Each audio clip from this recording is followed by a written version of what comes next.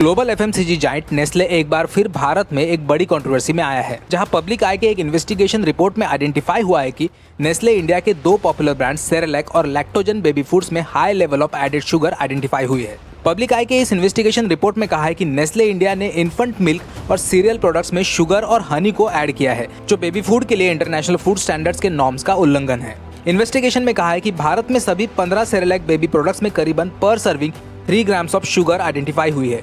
वही developed western nation Switzerland, Germany, UK और US में यही पर सर्विंग 0 ग्राम शुगर है। तो थाईलैंड और अफ्रीकन देशों की कंडीशन भारत से भी ज्यादा खराब बताई जा रही है, जहां एवरेज पर सर्विंग 6 ग्राम तक शुगर कंज्यूम हो रही है। साथ ही सर्वे में ये भी बताया कि सेरेलैक के पैकेट के पीछे न्यूट्रिशनल चार्ट शो किया है, उसमें विटामिन, मिनरल्स और अदर न्यूट्रिएंट्स के कंटेंट शो किए हैं, मगर एडेड शुगर और हनी को डिस्क्लोज नहीं किया है। बेबी फूड्स के लिए western countries strict guidelines follow करते हैं, क्योंकि बचपन से ही एडेड शुगर्स की वजह से हेल्थ रिलेटेड इश्यूज क्रिएट होते हैं, जिस वजह से कंपनीज भी इस गाइडलाइंस को स्ट्रिक्टली फॉलो करती है। मगर यही नेस्ले ने साउथ एशियन, अफ्रीकन और लैटिन अमेरिकन कंट्रीज में इसे फॉलो नहीं किया है। लेकिन यहाँ दो सवाल सामने आते हैं कि एक मल्टीनेशनल कंपनी जिनके भारत समेत 180 देशों में अपने 2000 से ज्यादा कंज्यूमर गुड प्रोडक्ट्स है और विश्व भर में एक बड़ा ब्रांड बन चुकी है, ये ग्लोबल नियमों का उल्लंघन कर बाकी देशों में शुगर एडेड फूड प्रोडक्ट्स को क्यों सप्लाई करती है। तो दूसरा सवाल है कि एडेड शुगर का बेबीज पर कितना असर पड़ता है।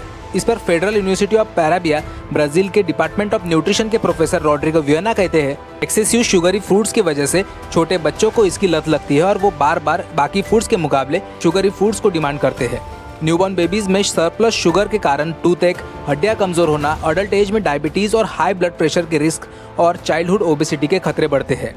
आज दुनिया भर में चाइल्डहुड ओबेसिटी ये बस अमीर बच्चों तक सीमित नहीं रहा है, बल्कि अब ये मिडिल और लोअर इनकम क्लास के बच्चों के लिए बड़ी समस्या बनी है। साथ ही ऐसा भी नहीं कि ये प्रॉब्लम वेल न्यूट्रिश बच्चों के लिए है, क्योंकि अफ्रीकन कंट्रीज में आज 24% से ज्यादा चाइल्डहुड ओबेसिटी के केसेस है, जिसका main reason extra sugar consumption को ही कहा जाता है। और इसी वजह से कई वेस्टर्न गवर्नमेंट्स ने बेबी फूड्स में शुगर एडिशन पर स्ट्रिक्ट गाइडलाइंस दी है, मगर ज्यादातर एशियन और अफ्रीकन कंट्रीज इसे फॉलो नहीं करते। वही दूसरी बात है कि कंपनीज ऐसा करती है कि बच्चों को मीठा खाने की आदत हो जाती है और वो ज्यादातर इसी प्रोडक्ट की डिमांड करते हैं। अब इस पर पेरेंट्स भी सोचते हैं कि ये सब न्यूट्रिशनल फूड्स है, तो क्या हर्ज है कि बच्चों ने इसे ज्यादा भी मांगा। तो आमतौर पर कई स्टडीज सामने आई है कि न्यूट्रिशनल बेबी फूड्स के ओवरडोज से बच्चे अपना रेगुलर डाइट फॉलो नहीं करते और ज्यादातर ट्रेडिशनल इंडियन फूड को अवॉइड करते हैं। नेस्ले के सेरेलैक बेबी फूड्स का इंडियन मार्केट्स में 96% तक का मार्केट शेयर है। यूँ समझ ले, इस सेक्टर में नेस्ले को भारत में अभी कोई कॉम्पिटिटर नहीं है, जिन्होंने 2022 में भारत में 20,000 करोड़ से ज्यादा सेरेलैक का सेल किया था। लेकिन फिर भी अब इसे नेस्ले के डबल स्टैंडर्ड्स कहे कि वो वेस्टर्न कंट्रीज में हैप्पीली सारे रूल्स एंड रेगुलेशन फॉलो करते हैं, मगर यही कंपनीज दूसरे गरीब देशों में इसे फॉलो नहीं करती। अब इसमें कंपनीज को भी पता है कि एडेड शुगर से कोई हेल्थ रिलेटेड प्रॉब्लम्स हो सकती है, मगर वो इसके through come cost of production में ज़्यादा से ज़्यादा सेल्स एनकैश करने का देखते हैं। आफ्टर ऑल ये बिजनेस है। इन देशों में कोई मेजर रूल्स एंड रेगुलेशंस नहीं होते, तो कंपनी सिस्टम के इसी लूपहोल का फायदा उठाकर ये सब चीज़ें फॉलो करते हैं, जिस वजह से इसे टेक्निकली इलीगल भी नहीं कहा जा सकता। लेकिन फिर भी बार बार ये सवाल आता है कि कंपनी रूल्स एंड रेगुलेशन को फॉलो न कर दुनिया भर के करोड़ों बच्चों के हेल्थ को रिस्क में डाल रही है। अब इसके जवाब में कंपनी कहती है कि हमने अनलॉफुल ऐसा कुछ नहीं किया है, क्योंकि अलग अलग लोकेशंस पर रेसिपी डिपेंड करती है वहाँ के atmosphere, local liking, rules and regulation और अवेलेबिलिटी ऑफ इंग्रेडिएंट्स। हालांकि इस पर भारत सरकार ने 2017-18 में मेजर फूड लॉज के रूल्स एंड रेगुलेशन को स्ट्रिक्ट किया है, जिसे फॉलो करते हुए नेस्ले ने भी अपने सीरियल्स और कॉम्प्लीमेंट्री फूड प्रोडक्ट्स से मिलाकर 30% तक की शुगर रिड्यूस की है। नेस्ले का भारत में ये पहला मौका नहीं कि कंपनी किसी कंट्रोवर्सी में आई है। इससे पहले भी नेस्ले इंडिया ने साल 2015 में अपने पॉपुलर प्रोडक्ट मैगी में मेटल लीड के एक्सेस कंटेंट्स ट्रेस आउट होने के कारण बैकलैश फेस किया था। उस वक्त सेंट्रल गवर्नमेंट ने नेस्ले के मैगी पर बैन का पक्ष रखा था, जिसके बाद नेस्ले इंडिया के शेयर्स में 7,000 रुपए से 5,000 रुपए तक की गिरावट आई थी। हालांकि कुछ महीनों बाद कंपनी ने इशू रिजॉल्व किया और चीजें वापस ट्रैक पर आ गई थी। पब्लिक आई के इस सर्वे के रिपोर्ट के आउटकम के बाद इस बार भी कंपनी के शेयर्स में गिरावट आ सकती है।